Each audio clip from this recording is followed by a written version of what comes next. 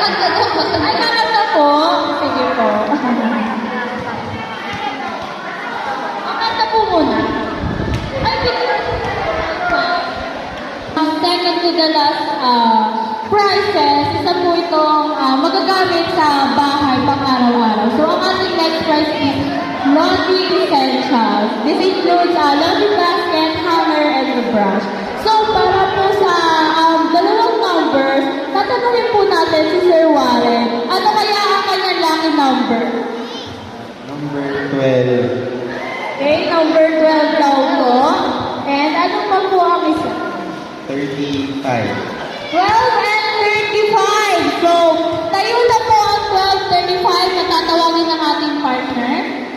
Ang number 12, I see.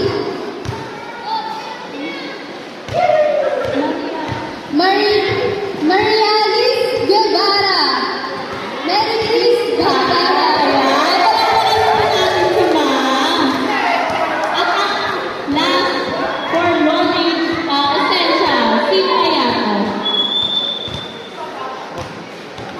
Number 35, I see. Jason Getafe. Sino po sila? Wow, congrats po. Sino na po sa harap po? Palakpakan naman po natin sila. Talagang napakaganda ng kanilang layo. Ayan. Palakpakan po natin si Sir. Ayan.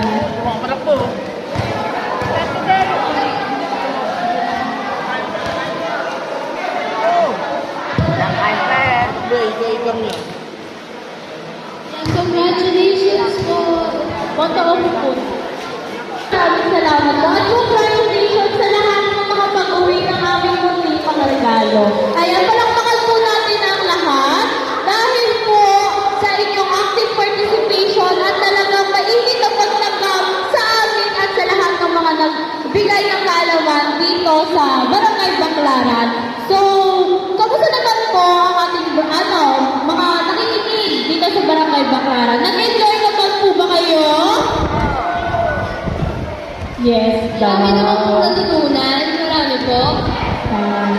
So, Maraming salamat po sa oras nyo and sa pakikinig po dito sa aming routine. ito para sa Liver Cancer and Violent Heart Society. So, we are glad na lahat po ay natuto at natuwa at bago tayo mamaalam sa isa't isa. Inaanyayahan ko po, one of the co-head of this program is Janina Palador for her closing remarks. Palakpakan po natin si Miss Palador. So ngayon po ang nagtatapos yung programa natin.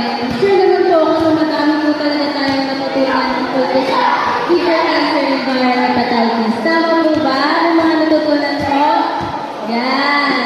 So dahil po dyan, gusto ko pong pasalamatan yung mga nagbigay ng kaalaman po sa atin ngayon, ang ating po speaker na si Sir Warren, as well as our level 4 students po from Pamantasan ng Kabuyao.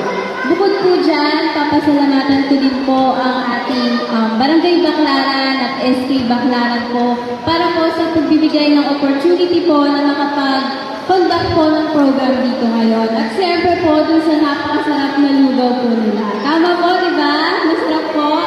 Yes! Bukod po dyan, siyempre po ang ating heads ng ating program, mga committees at yung mga students volunteer po natin from College of Health and Allied Sciences, as well as Nightingale Society and PNC Red Cross Youth.